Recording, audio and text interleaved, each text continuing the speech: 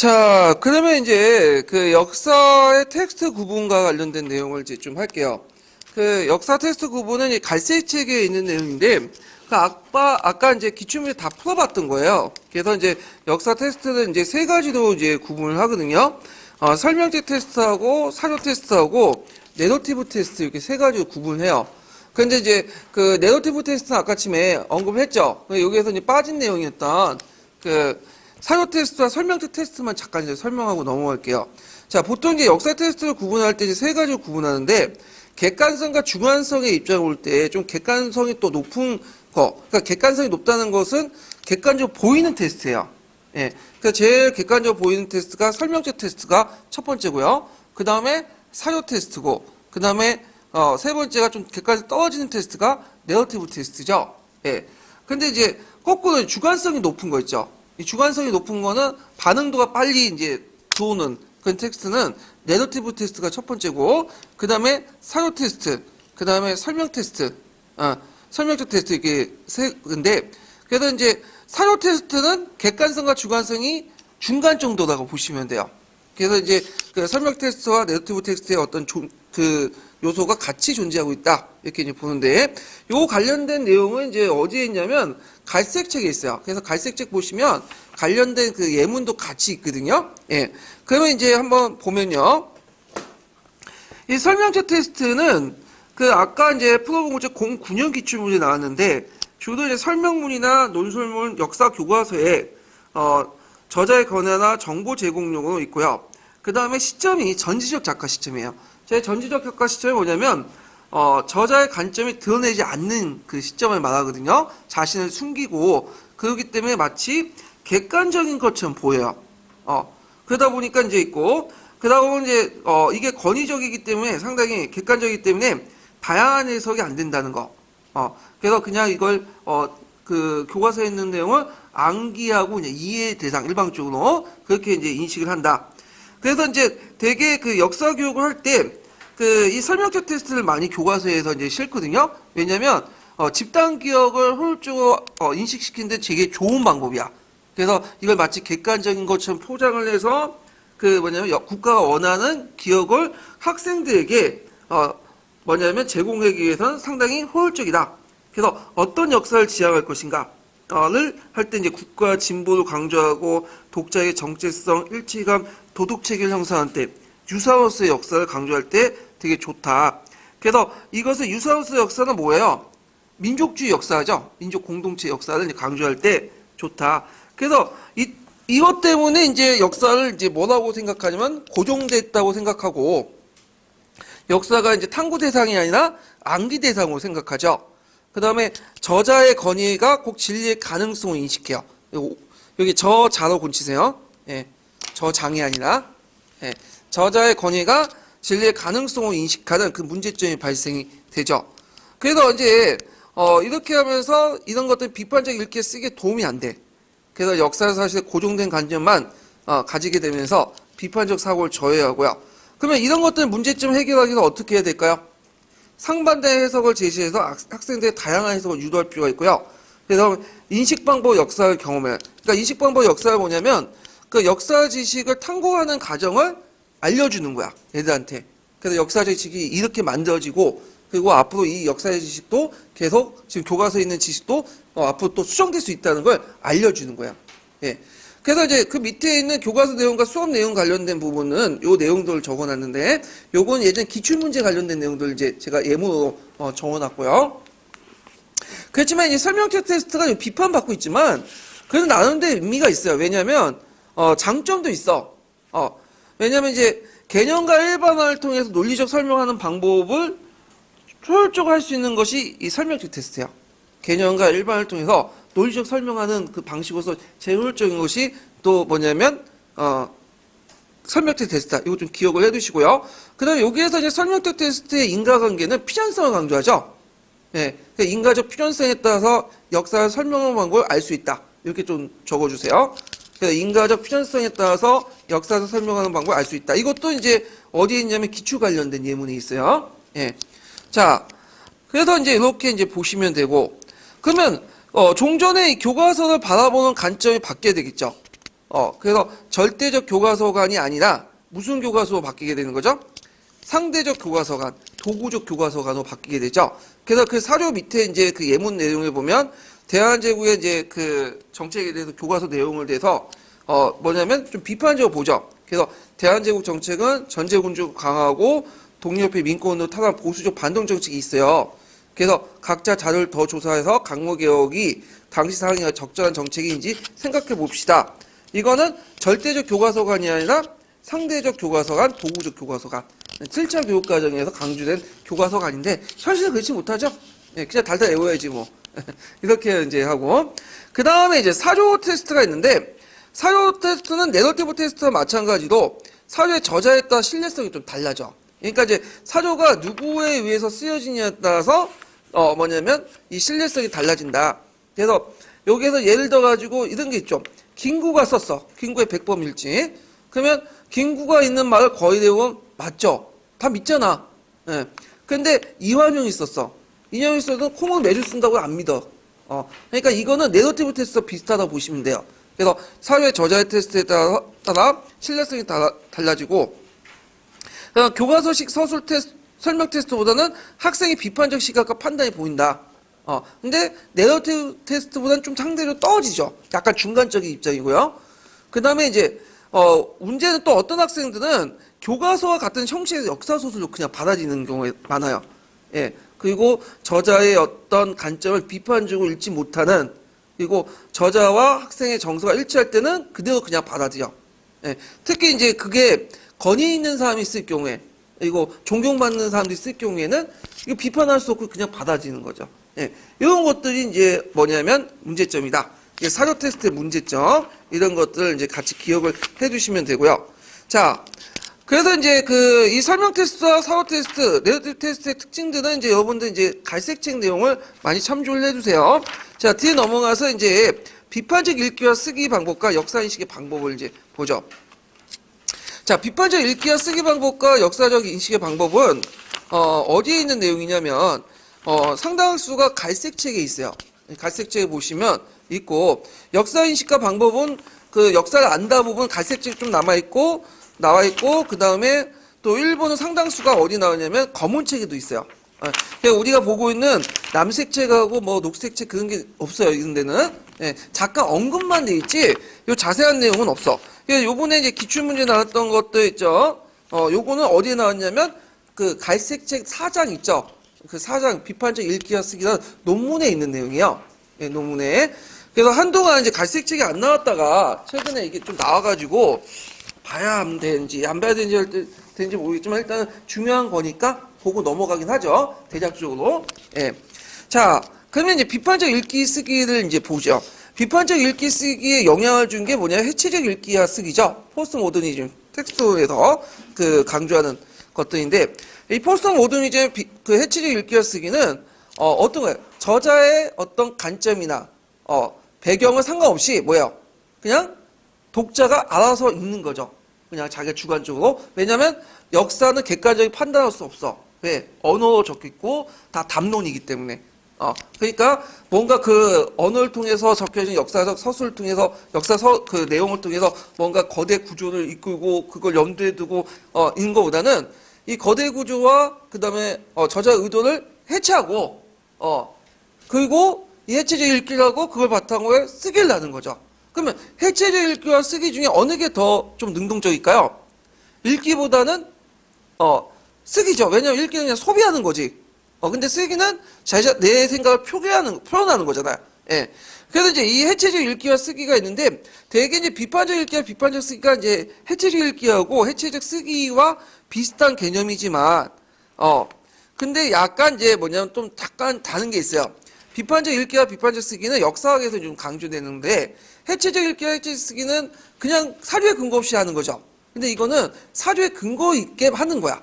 다만 언어가 주관적인 걸 인정하고 다른 관점에 접근하는 거죠. 자, 예를 들어서 이런 게 있어요. 뭐냐면 콜럼버스라는 얘가 이제 신대륙을 발견했잖아. 그러면 이제 해체적 읽기와 쓰기에서는 콜럼버스가 뭐 신대륙 발견한 게 중요한 게 아니라 그 내용과 콜럼버스가 너무 잘생겼다. 그래서 그 당시 원주민은 매우 좋아했을 것이다. 사유에 전혀 읽지도 않고 판단을 했어. 해체 읽기가 쓰기 제대로 한 거야. 근데 이제 콜럼버스가 신대륙 발견을 유럽인들 입장에서 나온 거고 원주민 입장에서 이게 침략이었다. 그래서 다른 방향에서 이렇게 읽잖아요. 그럼 비판적 읽기가 쓰기가 되는 거죠. 이해되시겠죠? 예.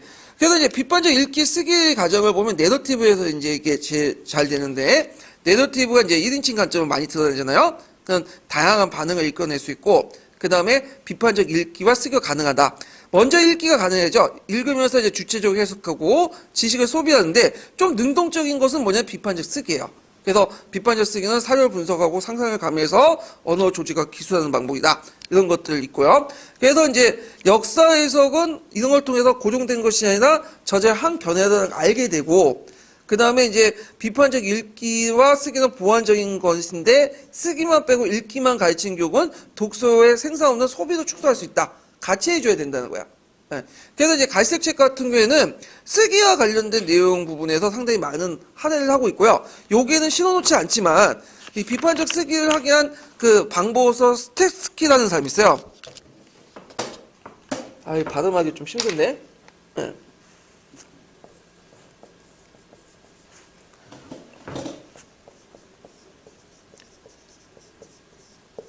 그 갈색책에 보면 스탑스키라는 사람이 있어. 예, 스탑스키. 예. 그래서 이 스탑스키가 이제 그 뭐냐면 세 가지 글쓰기 방법을 제시해요. 하나가 설명적 글쓰기가 있고, 그 다음에 또 하나가 이제 뭐냐면 자유로운 글쓰기가 있고,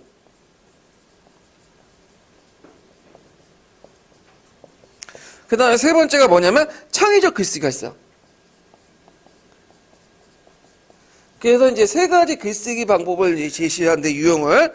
그래서 그 설명적 글쓰기는 단순히 정보를 확인하고 옮기는 유사 글쓰기야. 그러니까 거의 의미는 없어. 그러니까 우리가 이제 역사 자료를 분석, 그 조합해서 추출한 지식과 정보를 그냥 효율적으로 전달하는 방식이야. 예. 그 다음에 이제 자연어 글쓰기는 뭐냐면 역사 사건이나 상황에서 다양한 주제에 대해서 새로운 아이디어를 개발하고 표현식에 구애받지 않고 자유롭게 글 쓰는 그런 방식이 이제 그 자유롭게 글쓰기고, 창의적 글쓰기는 과거 다른 시대와 장소에 살았던 사람들의 처지와 상상력을 동원해서 시나 소설, 일기, 편지 같은 다양한 방식의 역사를 구성하고 표현하는 방식이 뭐냐면 창의적 글쓰기다. 이렇게 좀 보시면 되겠죠. 그래갖고 이제 되게 이제 자유로운 글쓰기는 맥락적 지식이 필요 없어요. 예. 근데 창의적 글쓰기는 맥락적 지식이 필요하죠. 왜냐하면 그 사회 처지에서 글 써야 되니까 사료 분석이 필요하단 말이야. 그러니까 비판적 읽기와 분석과 관련된 건 어딜까 이거? 창의적 글쓰기에 관련된 거죠. 예. 그래서 이제 과거 다른 시대와 장소에 살았던 사람들의 처지에서 상상력을 동원해서 시나 소설, 일기, 편지 같은 다양한 방식으로 역사를 구성하고 표현하는 방식이 있다. 그 외에도 이제 객관적 글쓰기가 있고 뭐 주관적 글쓰기가 있고 뭐 글쓰기의 지도 방안도 있는데 굳이 뭐 이것까지 시험 문제 나오지는 않을 것 같은데 나중에 갈색책 갈 때 한번 찾아보세요. 그래서 제가 이제 심화 보충 자료에는 거기 실어놨거든요. 예, 그거 보시고요. 자, 그러면 이제 다시 넘어가서 이제 비판적 읽기를 보죠. 아까 말한 것처럼 비판적 읽기 하고 나서 또 그 다음 단계 뭐였죠? 비판적 쓰기라고 했죠. 그래서 이제 비판적 읽기가 뭐냐? 역사가의 주관성을 인정하면서 독자들이 역사의 저술을 비판적으로 읽는 데 큰 도움이 된다.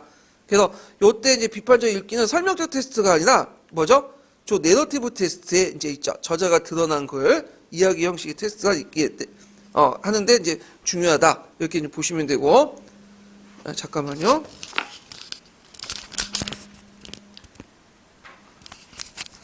여보세요? 네, 맞아요. 네, 나중에 10시 이후에 제가 한번 전화해 볼게요. 예.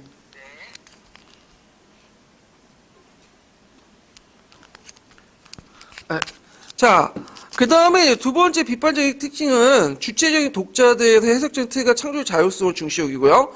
비판적 읽기의 절차 없이는 역사 사실에 대한 인식이 결국 지식이 될 수 없다. 그래서 정확한 이제 그 비판적 읽기를 해야지만 역사적 사실에 대한 인식이 제대로 된 지식이 될 수 있다고 이제 얘기할 수 있죠. 그러니까 이런 절차들이 필요하고, 그 다음에 이제 교과서를 비롯한 모든 역사서는 그 뭐냐면 비판적 읽기를 통해서 지식을 창출될 수 있다는 거죠. 그래서 교과서와 그 관련된 통론이나 그런 역사서는 비판적 읽기를 해서야지만 자기가 나름대로 지식을 창출할 수 있다. 이런 것들 좀 기억을 해주시면 돼요. 그 다음에 또 비판적 읽기의 특징은 텍스트 자체 내재된 의미뿐만 아니라 텍스트가 생산한 특정 역사적 조건을 함께 읽어야 된다. 이 역사적 조건은 뭐예요? 역사 상황과 배경이죠. 이게 이제 해체적 읽기와 쓰기와 다른 점이야. 그래서 거의 비슷하게 쓴 것도 있겠지만 해체적 읽기와 쓰기는 상황과 배경을 알 필요 없죠. 그거는 이제 해체해야지. 근데 이건 고조해서 읽어야 돼요. 예. 그 다음에 점차 생산적 텍스트의 읽기가 가능할 때 쓰기를 통해서 분명히 그 생성을 드러내요. 그러니까 읽는 것뿐만 아니라 쓰기도 가능해야 되고 이걸 통해서 이제 비판적 역사 읽기를 통해서 다양한 형식의 상상을 유전하는 창조적 쓰기의 구현이 가능하다. 그러니까 비판적 역사 읽기를 통해서 더 나아가서 창조적 역사 읽기, 창조적 글쓰기가 가능하다는 거죠. 요거 창의적 글쓰기와 연결해서 보시면 될 것 같아요. 자, 그러면 비판적 쓰기를 보죠. 비판적 쓰기는 이제 비판적 읽기는 자기가 그냥 소비하는 거야. 소비하고 그냥 인식하는 단계인데 드러내지 않는 거죠. 그렇지만 이 비판적 읽기를 바탕으로 해서 자기가 비판적 쓰기를 하면서 외부부터 자기 인식을 표현하는 거죠. 생산하고. 그래서 이제 근데 자, 이 비판적 쓰기의 특징은 뭐냐면 능동적인 글쓰기로서 텍스트의 복수적 의미를 실천하고 삶을 자신을 무대화시키고 저자, 하자의 권위를 뭐냐면 도전을 하게 되죠. 그래서 자신의 역사 인식의 표현뿐만 아니라 다른 사람의 의식을 통해 해석되어 다른 역사적 생성 확산되는 거죠. 날만 아는 게 아니라 다른 사람을 표현하고 받아들이면서 이게 널리 확산되는 것이 비판적 쓰기에 관련된 거다. 그래서 이제 이 쓰기에 관련된 지도 방법이 있어요. 그래서 이제 보면 처음부터 뭐 너 비판적 쓰기가 해갖고 뭐냐면 쓰라고 하면 못 쓰죠. 그래서 보통 소설가들이 이제 습작을 할 때 먼저 어떻게 해요? 남의 글을 갖다 뺏기잖아. 그러면서 조금씩 이제 자기를 만들어 쓰잖아요. 그러니까 처음에는 모방하고 자유로운 글쓰기 같이 병행을 해야 돼. 처음부터 애들에게 뭐냐면 너 창의적 글쓰기에 나 자유롭게 글쓰면 못 쓰거든. 그러니까 이제 어떤 작품들 그 역사서를 뺏겨가지고 뭐 개노서를 가지고 글을 많이 써보고 그걸 통해서 또 한번 그걸 바탕으로 자유로운 글쓰기를 병행해서 그 내용들을 한번 뒤집어 보는 거야. 그래서 나름대로 또 이렇게 곤치고 그런 과정을 통해서 뭐냐면 이제 글쓰기가 가능하다 이런 것들이 이제 있고요. 그래서 요거는 이제 뭐냐면 갈색책에 있는 내용이에요. 예. 그리고 또 뭐냐면 요코 쇼크라는 사람이 좀 뭐냐면 그 비판적 글쓰기와 관련된 내용을 또 얘기를 했어요. 요 부분을. 갈색책에 있는 내용인데 제가 뺐어요. 요 부분은요. 그래서 만약 더 궁금하신 분들은 찾아서 보세요. 제가 좀 나중에 심화 보충 자료에 올려놓을 텐데 그걸 보시고. 자, 그러면 이제 요번에 시험 문제 나온 것이 뭐냐? 다음과 3번이죠. 별표 2개 쳐놓으세요.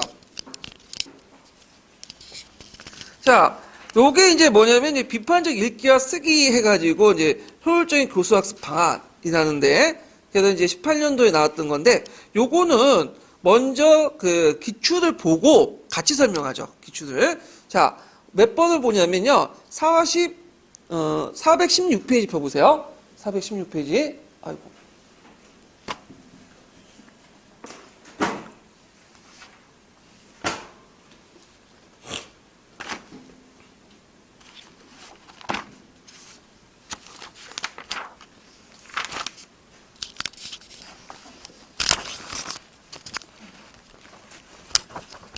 자, 416페이지 그 내용을 보면요. 자, 이 비판적 읽기와 쓰기와 관련된 내용이 어디 있냐면 김교사의 그 발언에 있어요. 디귿과 관련된 내용이죠. 지식의 형성자로서 학생 스스로가 텍스트를 재해석하고 재구성한다. 인데 지금 물어보는 것이 뭐냐면 디귿의 학생 활동을 위해서 교사의 조언이라고 돼 있네 이거. 조언은 곤치세요. 조언. 자, 조언 두 가지를 서술해 볼 거, 이렇게 있죠? 근데, 거기 답안 내용을 보면, 예상 답안 내용은, 이걸 어떻게 달아내냐면, 그, 비판적 읽기 쓰게 해야 된다. 뭐, 이런 식으로 글 쓴 거야. 근데 이거 다 거의 틀렸을 거야. 왜냐면, 여기 이제 그게 어디에 근거가 있냐면, 그, 갈색책 4장에 보면, 비판적 읽기 쓰기라는 마무리 글에, 결론 글에 그 내용이 있어요. 거기에 이제 뭐냐면 지식의 형성자로서 수소 텍스트를 재해석하고 형성자로서 재해석하고 요 부분이 뭐라고 비판적 읽기와 쓰기예요. 그러니까 비판적 읽기와 쓰기를 하기 위한 두 가지 좋은 수사가 있는데 비판적 읽기와 쓰기를 해야 된다. 동호 방법이죠, 그냥. 다 틀렸어. 근데 대부분 사람들 그거 맞다고 해놓고는 뭐 비판적 읽기가 쓰기가 맞냐, 해체적 읽기가 쓰기가 맞냐, 그걸 논쟁하고 있는데 다 의미가 없는 거야. 내가 보기에는. 그래서 그때 이제 갈색 책에 어떻게 적혀 있냐면, 갈색 책에. 자, 거기에 이제 있어요. 비판적 읽기와 쓰기를 하기 위해서는 그 교사들이 어떤 것을 해야 되냐. 첫 번째, 학생들의 다양한 해석을 요구하는 여러 유형의 자료를 제시할 필요가 있다.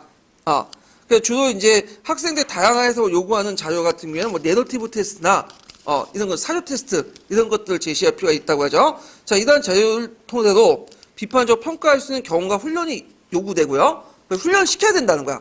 예. 그다음에 두 번째는 역사 교재. 교과서를 비판적으로 읽고 자신의 역사 이해를 쓰기 활동을 통해서 장기간 학습 지도와 경험이 필요하다. 그러니까 교과서를 비판적으로 읽고 여보세요? 여보세요? 내가 지금 수업 중이거든. 나중에 내가 전화할게. 강의 나가잖아, 강의. 죄송해요. 전화가 계속 오네.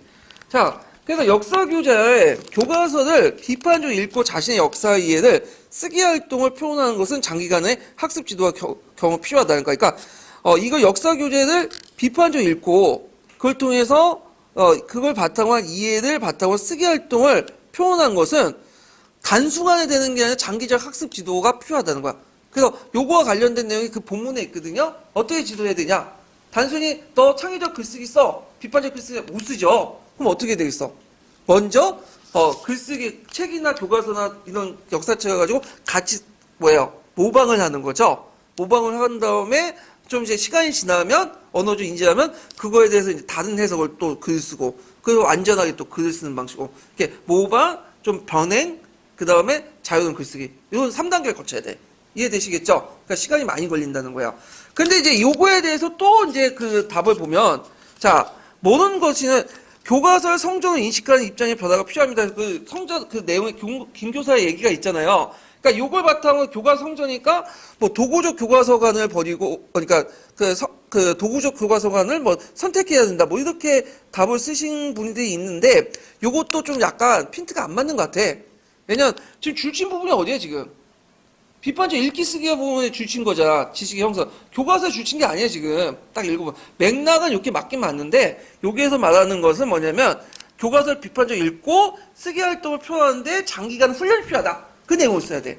단순히 도구적 교과서 그냥 어쩌고 저쩌고 쓰면 틀린다는 거죠. 이거는. 네. 세 번째는 뭐냐면 텍스트 이해에 필요한 지식, 텍스트 유형의 특성과 한계를 인지하고 이건 아까 전에 설명한 것처럼 설명 테스트나 그 다음에 사료 테스트, 내러티브 테스트의 어떤 그 장점과 한계 있죠? 이런 것들을 인지하고 텍스트 내용에 대한 비판적 이해와 분석, 다양한 글쓰기 표현 능력을 개발이 필요하다.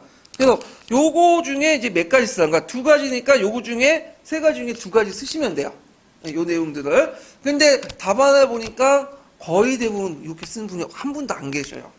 다 비판적 읽기와 쓰기를 해야 된다. 해체적 읽기와 쓰기를 해야 된다. 도구적 교과서가는 뭐 어쩌고저쩌고 답안으로 다 멀려 있는 거. 예, 그런 것들인데 아마 요거는 거의 빵점 처리 됐을 거야 지금. 2, 3점짜리 문제인데 빵점 처리. 그래갖고 되게 이제 답안하고 맞지 않은 분들 있잖아요. 예, 가채점을 점수하고 되게 4, 5점 막 5, 6점 벌어진다는 게 논술에서 많이 깎인 거야 이거는.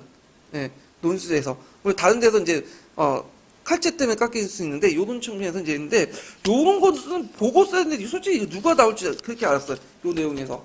예. 그래서 최 교수가 낸 것 같은데 이거 아마 최 교수가 자기 논문에서 낸 것 같아요. 갈색 책 보면 그 저자 중에 있거든요. 예. 자, 하여튼 뭐 이렇게 이제 있고 그다음에 근데 일단은 여기 나왔으니까 다음에 나오면 꼭 외워두시고 써야 되겠죠? 이 부분은. 자, 그다음에 역사 인식의 의미. 그래서 이제 역사를 학습한다, 역사를 안다. 요거 상당히 중요하죠. 요거에 3번이나 나왔어 문제가. 요번 연도에 나왔고. 자, 그러면 이제 또 보면 이제 역사학습한다 의미는 이건 상당히 주관적이니까 이런 게 있구나 하고 넘어가시면 돼요. 이 견해야 뭐 역사 사실에 관한 지식에 들어가다 이해를 파악한다. 요거 쓰라고 나오진 않아요. 예. 근데 이제 여기에서 중요한 것은 이제 역사 인식이라는 중인데 역사 인식은 뭐냐? 역사 경우에서 역사 인식은 역사를 안다는 거야. 그래서 역사를 뭘 알아야 되냐? 무엇이 중요하냐? 뭘 알아서 중점적으로 알아야 되냐? 이것은 교사가 선택하는 거죠. 그래서 교사가 어떤 점을 강조하고 역사를 알아야 된다는 생각에 따라서 뭐냐면 뭐가 달라지는 거죠? 교수 학습 방법이 달라지는 거죠. 예. 그래서 이게 이제 뭐냐면 그 갈색 책하고 검은 책 네 가지 유형이 있어요. 자세한 내용은 검은 책에 있는데 요 내용은 검은 책에 있는 예문을 이제 바탕으로 얘기한 거야. 자, 네 가지 유형은 이제 첫 번째 유형은 뭐냐면 실제 일어났던 역사 팩트를 아는 거. 역사 사실 기억. 그래서 이제 특징은 교사가 보편적 지식을 성격을 가진다고 생각하고 그리고 이걸 바탕으로 해서 교사가 학생들에게 확실한 팩트를 알려주는데 목적을 두는 거야. 그러면 이런 교사들은 주로 어떤 식으로 할까요? 강의식을 주도하죠. 예, 그래서 문답법이니 비교법이니 유추법이니 영상법이니 이런 것들을 이제 사용한다. 그래서 강의식 위주의 어떤 교육 방법을 이제 사용한다는 게 이제 특징이에요. 이 저희 교사들의 특징은. 자, 그 다음에 이제 뒤에 넘어가서 요번에 이거 시험 문제 나왔던 거고 인가적 이해. 인가적 이해는 뭐냐면 똑같은 역사적 사건을 다루더라도 뭐냐면 인과관계를 강조하는 거야. 그럼 인과관계를 강조하는 역사 교사들은 뭘 강조하냐면 그 학습방법 뭘 강조해? 탐구과정, 사료학습을 강조해요. 네. 그래서 요번에 기출문제 나왔던 거 있죠? 탐구과정, 탐구학습 있죠? 괜히 나온 게 아니에요. 서로 연관돼서 나온 거야. 그래갖고 이 사람은 탐구학습을 필요하다. 그래서 이제 또 하나는 교사의 어떤 체계적인 설명. 그렇잖아요. 주로 탐구식 수업들 이제 얘기하는 거죠. 예. 그래서 그 예문을 잠깐 보세요. 검은 책에 있는 건데. 자, 여기에서 이제 그 모총의 사건이 나오고, 모총의 이제 그 서경천도 운동이 일어나고, 그걸 이제 설명하는 과정에서, 이때 이제 인과관계를 이제 강조하는 그 교사들은, 대체적으로 두 번째 보면 탐구 수업을 한다. 그래서 탐구 수업은 모형에 따라 다르지만, 문제인지, 가사 설정, 자료 수집, 가설 논증, 일반화를 거치고 나온다. 요 줄을 쳐놓으세요. 요번에 금방 나왔잖아. 기억나시죠? 예, 이게 그대로 나온 거야, 그냥. 예. 그래가지고 있는데, 그래서 검은 책도 같이 읽으세요. 예, 갈색 책은 그냥 단순히 두세 줄 잠깐 언급돼 있어. 검은 책을 읽어야지 여기 나와. 모총의 서경천도 운동, 예문 그대로 나왔죠? 다만 이제 물어보는 방향이 그 드레이 합리 설명 이론 측면에서 물어봤기 때문에 좀 그런데, 일단, 아마 똑같은 교수가 들어가서 두 문제 낼 때 이제 논술에서 그거 내고, 거기 이제 그 합리적 의사결정 모형 그러니까 드레이의 그 합리 설명 이론 내고 또 여기에서 또 다른 문제 낸 것 같아 보니까. 예. 자, 그래갖고 이제 있고, 그럼 세 번째 유형은 뭐냐? 1086페이지. 자, 역사적 행위를 인간의 내면 이해를 강조하는 글쎄요. 내면. 그래서 역사는 인간의 행위로 이루어졌으며 그 행위와 동기나 이유의 이해가 제일 중요하다. 그럼 학습 방법으로서 내면 방법은 뭘까요? 주체험. 그래서 역사적 행위가 되어 역사 사건이나 형사를 체험하고 당사자 입장이 되는 거. 또 하나는 감정이입이죠. 예, 감정이입. 행위자 입장에서 역사적 사실을 생각하고 역사적 사실을 이해하고 삼자적 입장에서. 요것도 그냥 그대로 낸 거예요. 이거 검은 책에 있는 거야. 요번에 추체험과 감정이 구분하는 문제 나왔죠? 다 연결되죠, 이렇게. 이 교수가 어떤 책을 근거로 해갖고 어떤 문제의 동선을 만들어가지고 따로따로지만 같이 냈다는 걸, 엮어서 냈다는 걸 이제 나오잖아요. 예. 그래서 있고, 그래서 이제 주로 이제 그 교수학습 방법, 연기, 극화학습, 역할극, 그다음 글쓰기, 역사신문 만들기, 이런 것들이 이제 있다. 예. 자, 그 다음에 역사의 평가. 역사의 평가는 뭐냐면, 자신이 기존에 알고 있는 역사 사실과 관련된 다른 지식과 자신의 역사관, 사회관, 가치관을 종합대응해서 가치 판단을 전제한. 그럼 가치 판단은 항상 뭐가 있냐? 적절한 말이 나와. 적절한. 적절한이라는 말이 나오면 무조건 뭐야? 평가, 판단. 이렇게 들어가면 돼요. 예. 자, 그러면 요때 했던 교수학습 평가 모형은 뭘까요? 논쟁형 토론, 토의형 토론. 이거 쓰시면 되겠죠? 토론학습, 토의학습 이렇게 쓰시면 돼요. 자, 정리해서 얘기하면 역사를 안다. 난 역사를 어디에 중점적으로 가르친다. 라는 교사의 인식에 따라 네 가지 유형이 나오죠. 첫 번째 유형은 팩트를 강조하는 유형이야. 강의식 수업. 그래갖고 문답법, 비교법, 유추법, 명사법 사용하고 두 번째 인가적이에. 그래서 인간관계는 주로 이제 사료학습, 탐구학습하고 연결되고요. 그 다음 세 번째 유형은 역사적인 내면. 자, 뭐와 연결되죠? 그래서 추천, 감정이입. 그래서 이제 그와 관련된 구체적인 그 학습 방법 아시면 되고, 역사평가는 판단력이죠? 가치 판단. 그럴 경우에는 이제, 토론형, 토의형 수용이 필요하다. 이렇게 정리가 됐죠? 예. 그래서 이제 이런 내용들 좀 기억을 해주시면 되고, 자, 그러면 이제 그 관련된 이제 그 기출 문제를 이제 좀 볼게요. 기출 문제. 세 문제 정도 되는데, 414페이지 펴보세요. 414페이지.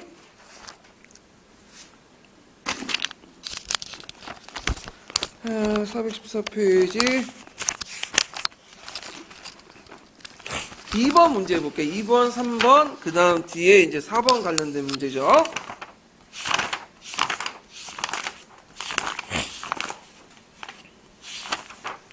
자, 가와 나의 그 역사 수업에서 교사가 추구하는 역사를 안다라는 의미와 그걸 강조하는 수업 방법이다.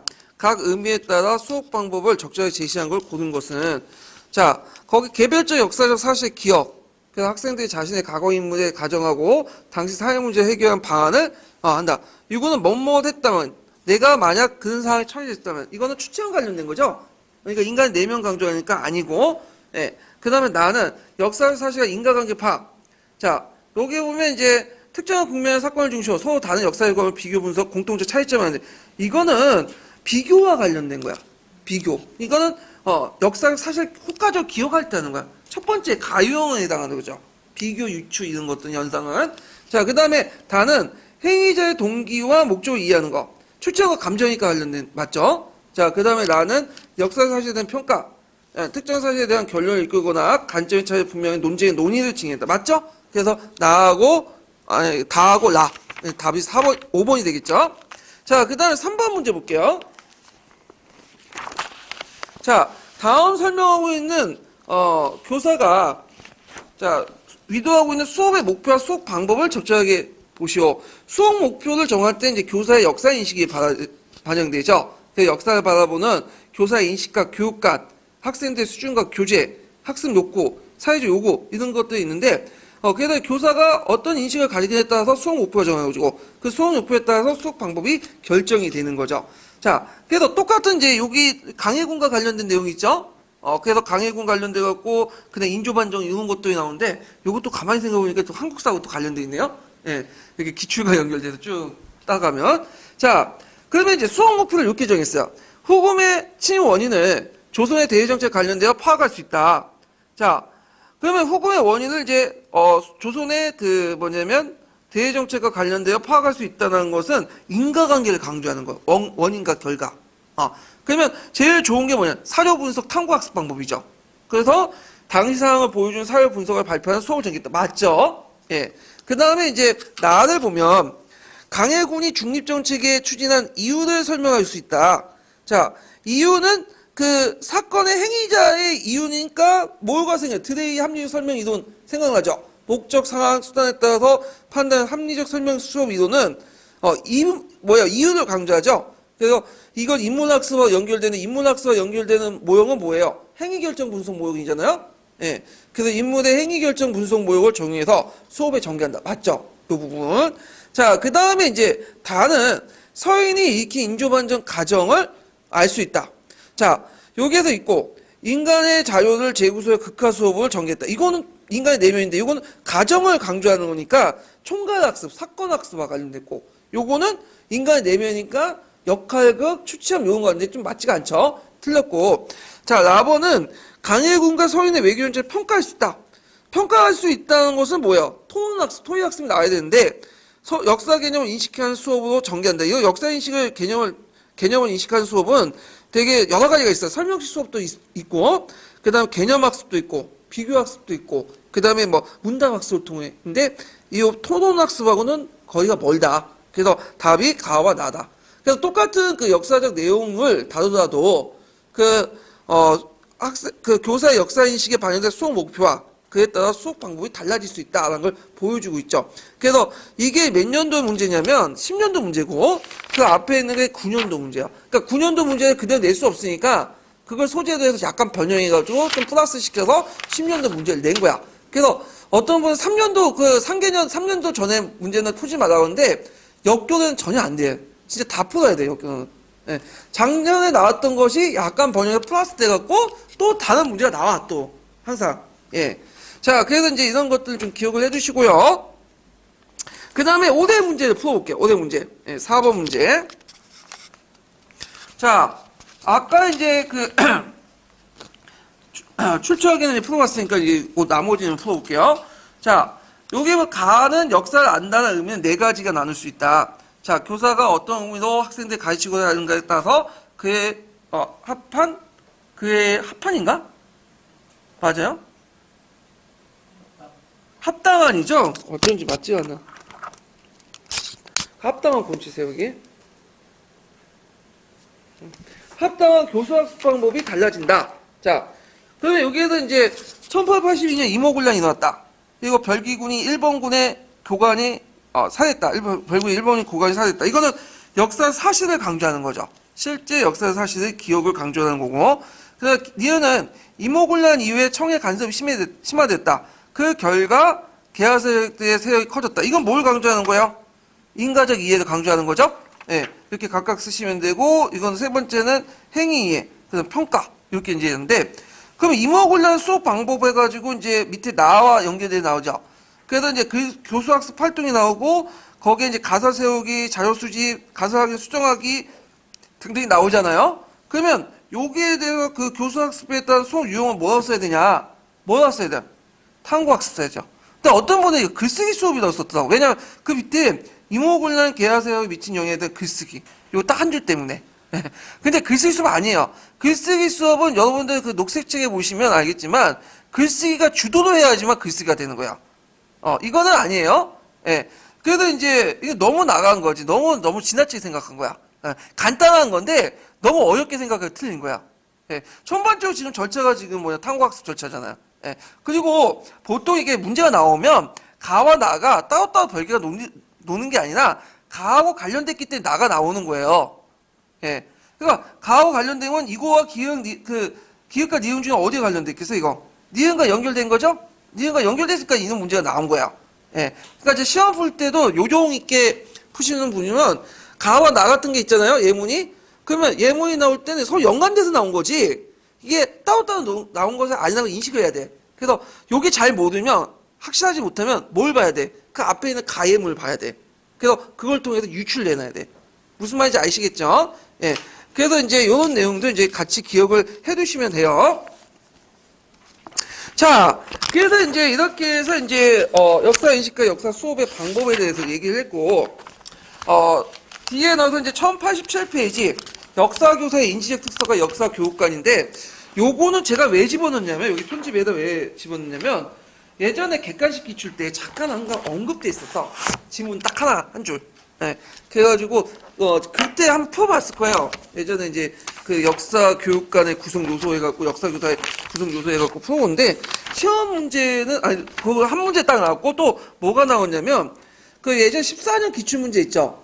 이 14년 기출 문제 갖고 이제 역사적 해석을 강조할 때 뭐 교수 그 내용 그거 나왔는데 이거 나중에 이제 기출 문제 풀어보면서 이제 얘기할 텐데 요거인데 그거 별로 나오는 부분 아니에요. 이 부분은요. 요 부분은 그렇지만 이제 잠깐 언급됐기 때문에 정리는 해놨어요. 예.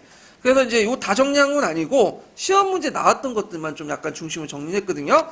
여기는 어디에 있는 내용이냐면 검은 책에도 있고 거기 어디 나오면 갈색 책에 주로 많이 나와요. 갈색 책. 예. 갈색 책에. 그래서 뭐 갈색책 읽어보시면 알겠지만 무슨 왔다 갔다 하고 중구난방하고 막 그런데 예, 그거 다 제거하고 제가 이제 내용만 중요한 내용들만 뽑아가지고 정리를 했어요. 자 그러면 여기 표를 잠깐 보세요. 표를. 자 거기에 보면 이제 역사교사의 인지적 특성이 쭉 나오죠. 그래서 잠깐만 제가 총괄평가를 풀어봤나요? 안 풀어봤죠? 총괄평가 풀어보고 그거 넘어갈게. 좀 이상하다 했다. 아까 심에 막 설명하다가 총괄평가 풀어봐야 되는데, 총괄평가 466페이지 펴보세요. 466페이지. 그 역사를 안다는 부분 좀 풀어보고 넘어갈게요.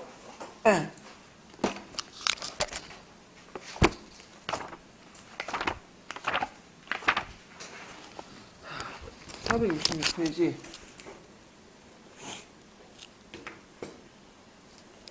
자, 77번 문제 볼게요. 77번.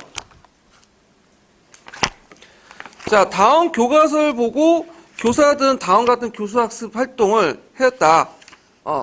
작성 방법에 따라서 그 답안을 작성해 보시오.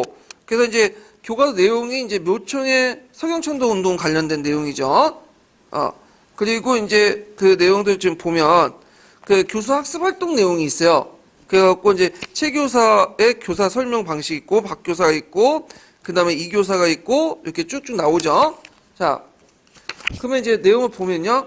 자, 기획의, 아이고, 잠깐만요. 제가 답안을 잘못 찾았네.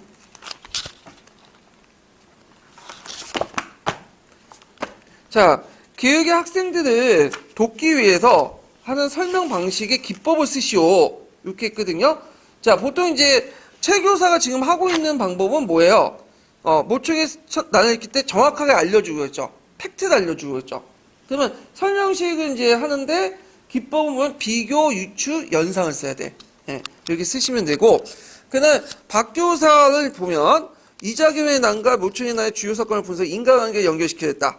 자, 여기에서 이제 그 나에 들어갈 교수 학습 방법, 제작 학습과 관련된 그 학습 방법 두 가지를 쓰시오. 이렇게 했거든.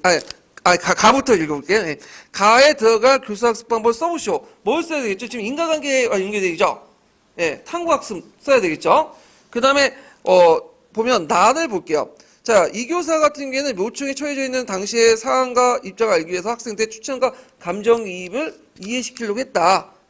그러면 여기에서 나에 들어갈 것인데 극학습 역할을 하는데 너무 쉽게 나니까 제가 이제 뭐와 한정에 제작학습까지. 제작학습은 뭐예요? 제작학습은 만들기 수업이죠. 수업 만져가지고 이제 하는 거잖아. 그래갖고 거기 찾아보니까 제작 역사 신문 만들기가 있어요. 역사 모형 만들기. 이런 것도 이제 내면을 알 수 있는 거다. 예. 그래갖고 이제 왜 역사 모형 만들기가 그럼 내면을 알 수 있느냐? 왜냐 건축물이라든지 어떤 것들을 만들려는 과정에서 건축물이나 건물이나 이런 것들은 뭐가 반영돼 있어요? 인간 정신이 반영됐잖아. 그래서 이 정신을 알게 되는 거지. 만드는 과정에서. 예, 이런 것과 연결시켜서 보시면 되고요. 그 다음, 니은과 디귿의 차이점을 쓰시오. 추천, 감정이입적 이해. 그 감정이입적 이해는 감정이입이죠. 이 검은책에서 감정이입적 이해라고 하는데, 추천은 자신의 역사적 행위가 되어 역사 사건의 형상을 체험함으로써 역사적 사실을 이해하는 것이고, 감정이입적 이해는 과거 행위자의 입장에서 역사 사실을 생각해보면서 역사 사실을 이해하는 거다. 있죠. 요번에 제가 18년 8천 모의고사 냈는데, 요거 유사문제 그대로 나온 거죠. 예, 그래서, 탐구학습 그대로 나왔고, 네 가지 유형 그대로 물어봤고, 그 다음 추천 감정입적 이해, 감정이 이렇게 물어봤는데, 이거 뭐, 이 우연의 일치인지 몰라도 요번에는 많이 때려 맞췄어요, 제가. 제자랑 같지만. 예. 그래서 이제, 이렇게 이제 봤고, 그 다음에 이제 앞에 이제 못했던 거, 뒤에 못했던 걸 좀 나갈게요. 자, 그다음 아까 이제 그 어제 설명 말했죠? 인지의 특성 얘기하다가 이제 이러는데, 자, 역사교사의 이제 인지의 특성의 그 표를 잠깐 보세요. 인지의 특성은 네 가지로 구성이 되는데, 자, 역사교과에 대한 지식, 그다음에 교과 내용에 대한 지식, 그다음에 인식론적 지식, 역사교육관, 학생에 대한 이해가 역사교사의 인지적 특성을 갖고 있다. 이렇게 이제 보시면 되고요. 자. 그래서 이제 그거에 대한 실험 연구로서 이거 데이비스 시험이 있는데 뭐 그렇게 중요한 건 아니니까 이제 넘어가고, 그래서 이걸 바탕으로 해서 이제 역사 수업 내용의 재구성, 그러니까 교과서나 이런 것들 재구성한 내용이 이제 반영이 되는데, 그래서 이때는 교과서와 수업 내용 관계, 뭐 교재 선택과 관련돼 있고, 그 다음에 이제 역사 수업의 교수 학습 활동에 미친 영향에 또 영향을 줬다. 이렇게 이제 보시면 돼요. 자, 그러면 거기에 내용 중에 이제 중요한 부분만 이제 간추려서 보면, 자, 여기에 보면 이제 내용의 재구성과 교수 학습 활동을 보면, 자, 그 내용의 재구성에선 교사의 내용 지식과 역사 교육관이 많이 반영이 되죠. 그래서 이제 역사 교육관과 뭐냐면 교사의 내용 지식이 많이 반영이 된다. 이런 것들 좀 기억을 해두시면 되고, 두 번째 이제 역사적 사실을 강조하는 교사와 그다음 역사적 해석을 강조하는 교사들이 있어. 예전에 한번 기출문제 나왔던 것이 그 역사적 해석을 강조하는 교사 관련된 문제가 나왔거든요. 자, 역사적 사실을 강조하는 교사는 그 역사를 뭘로 보냐면 가학과 같은 사실로 봐요. 객관적 사실. 그래서 역사 수업을 통해 지나간 사실을 기억하고 구체 역사 사실을 위주로 역사 수업을 내용 구성하고요. 그다음 학생 활동보다는 뭘 강조할까요? 교사 활동을 강조해. 네, 교사 활동. 그리고 교사가 지식의 제시자며 학생이 지식의 수용자로 보는 관점이죠. 그리고 교사가 주도한 수업 설계에 따라서 학생이 그걸 따라가는 방식이야. 그 반대로 이제 역사 해석을 강조하는 그 뭐냐면 교사는 그 역사 하나의 해석을 보고요. 학생들도 역사 수업을 통해서 이들 알고 자기 나름의 역사 해석을 해야 한다고 생각하는 교사는 학생 활동을 강조하고요. 다양한 내용보다 자료 위주로 구성되고 그 다음에 분석이나 해석이 학습 활동의 중심이 되어진다. 그래서 이런 것도 있는데 이제 예전에 한번 그 경복궁의 체교사 관련된 문제 나올 때 그 역사 해석을 강조하는 교사의 특징인가? 그게 한번 나왔어요. 그때. 그래갖고 이제 이렇게 이제 보시면 되고요. 그래서 이제 역사 사실 또는 역사 인식의 성격을 보는 관점에 따라서 역사 교육 목표에 대한 생각의 차이가 있고요. 그것이 수업에서 교수학습 구조와 다르게 만든다. 그래서 요거와 관련돼 갖고는 앞에 이제 그 뭐냐면 어떤 예문이 있냐면 삼국 통일을 다루는 교사의 2명의 수업의 예가 있거든요. 그래서 요거는 몇 페이지의 예가 있냐면 124페이지 갈색책 125페이지가 있어. 그래서 그냥 참조해 주세요. 그냥 찾아서. 예, 뭐 중요한 건 아니니까. 그 외에도 이제 이거 데이비스 실험해가지고 그 갈색책에 뭐가 나와 있냐면 그 학문이나 교과의 성격에 대한 관점 차이에 따라서 그 교사가 자료를 해석하고 활용하는 방식이 나오거든요. 그래서 뭐 메르디스 유형과 줄리 유형, 조든 유형 해갖고 메르디스 유형은 그 역사사 구성적 접근을 강조하고 서브 테스트 발견을 강조하고 줄리 유형은 흥미 중심의 유형, 그다음 조든 유형은 역사적 팩트를 강조하는 그런 유형도 있는데 제가 가감히 다 빼버렸어요. 이거는 나올 가능성이 별로 없기 때문에 그냥 빼버린 건데 제가 이제 심화 교재에는 그걸 다 실어놨어요. 나중에 이제 궁금하신 분들은 보세요. 예. 그래서 제가 이제 이렇게 이제 해서 역사 학습의 이론 부분을 끝났어. 예.